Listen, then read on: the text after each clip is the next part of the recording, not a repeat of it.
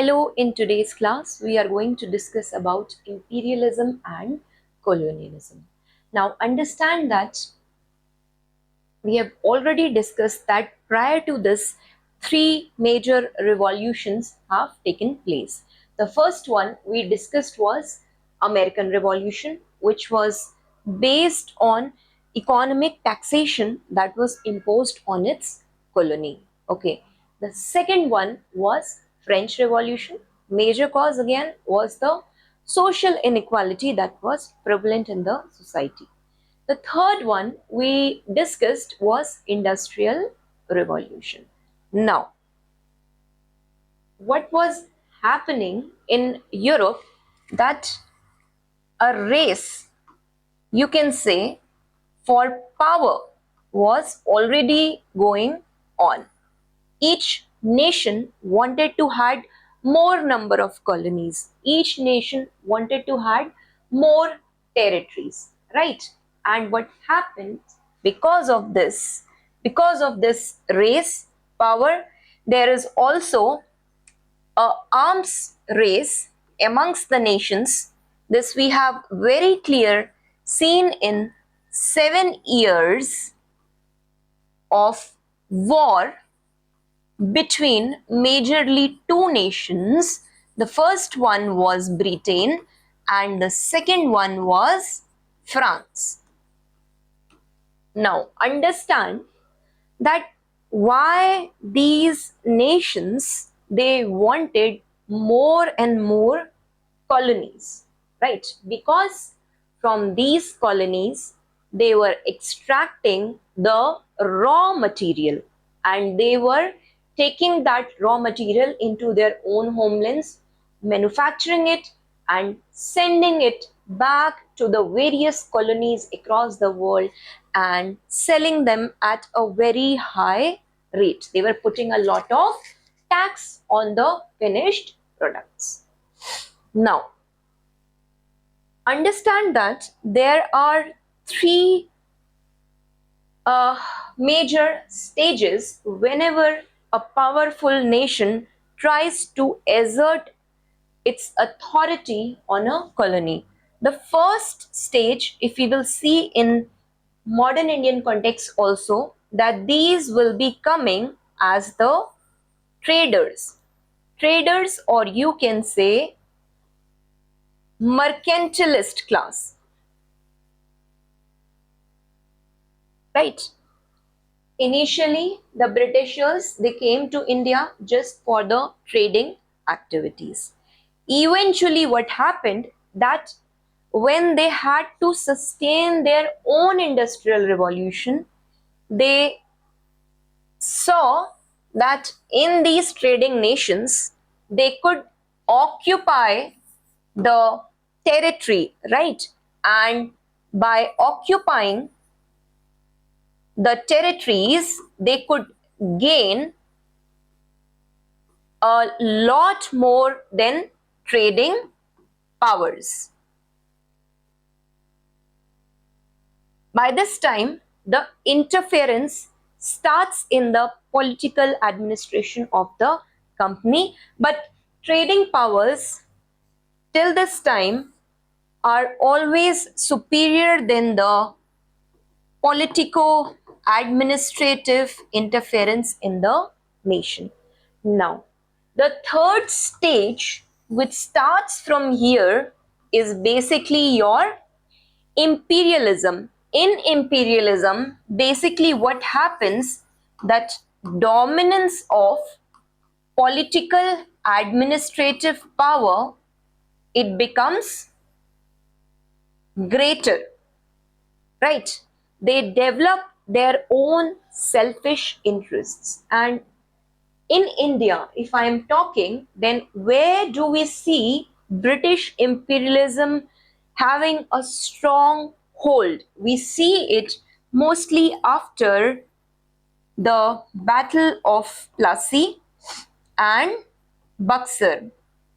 And basically, if I say exactly, it starts more strongly after the Treaty of Allahabad. which was signed in 1765, because by this treaty, Nizamati and Diwani rights were given to the Britishers.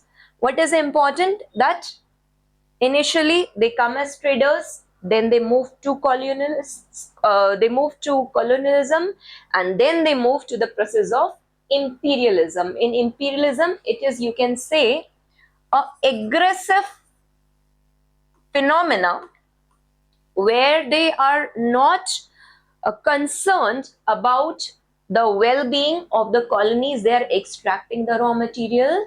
Their main focus is on their own motherlands. Is it clear? This is the far-fledged phenomena. Now,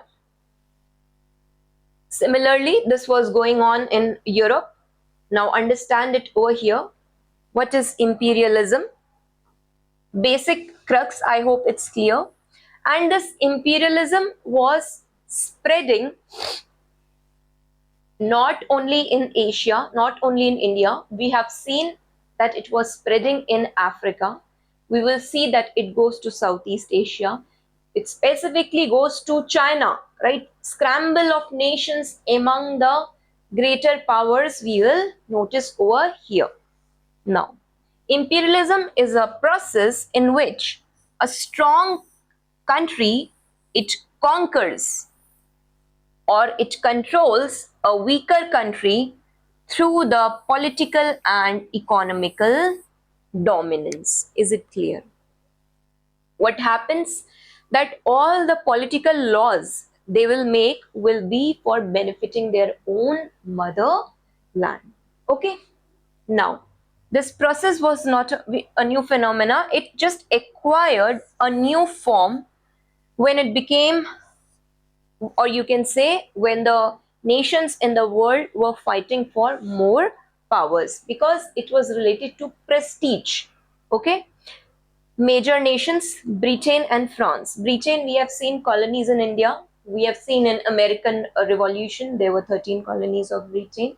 In France, we have noticed, you can say, Senegal, right? In India, they are mostly contained to the Puducherry part. Okay. Now, what happens that all these people, they wanted to acquire control over more territories in Asia, in Africa, and in America. Now, what happens in this? Now, since they are having this politico-economic dominance, you can say over here, a stronger nation has a direct control in its colonies. In the process of colonization, this strong nation, it develops control, but this is indirect control over her colonies. Now understand, over here we'll see what is the difference. You can say that aggressive form of colonialism will be imperialism. Okay, we have discussed here, emphasis is more on trading rights. Here emphasis is more on the political administration of the company, of the colony, right?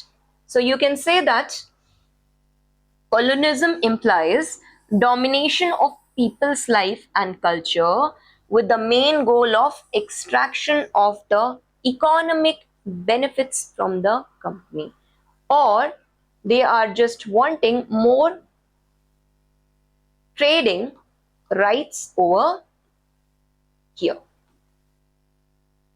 And it influences definitely society, polity, and economy and culture of the acquired territory. In India, we will see that when they come here, the Britishers, they get some dastak and the farmans from the local rulers. Initially, when they came during the time of Jahangir, Britishers came to India during the time of Jahangir. At that time, they were merely mercantilists, merely just trading class, right? Somehow they managed to get permission to set up their factories. Now, with coming of 1717 AD, what happened? They started to get some rights. I just mentioned dastak. After that, fighting a lot of wars. Okay, majorly we'll see I have discussed Battle of Plassey. We'll see during the time of Siraj-ud-Dawla, right? at that time we see that these people, they are interfering into the our political domain. What happens in Treaty of Allahabad, you will notice that a puppet rule starts. Although there is a ruler at the center, they set up a Mughal ruler at the center, okay, but he is having the power, but he is having no responsibility, because all the major responsible positions, you say the Diwani and the Nizamat rights. Diwani is the revenue collection, Nizamat is your judicial right. That has been already taken over by the British. So they completely interfere over here in the political acquisition of the foreign territory. And after that, you see in India, all the laws which are made are for the British imperialism. Even if Gagling Act is coming, any kind of policy you will notice in the political administration, it will be supporting their imperialist interests. Now, okay, so imperialism, it is more formal and aggressive. It is broadly concentrated with the military conquests within the intention of establishing direct control over the acquired territory.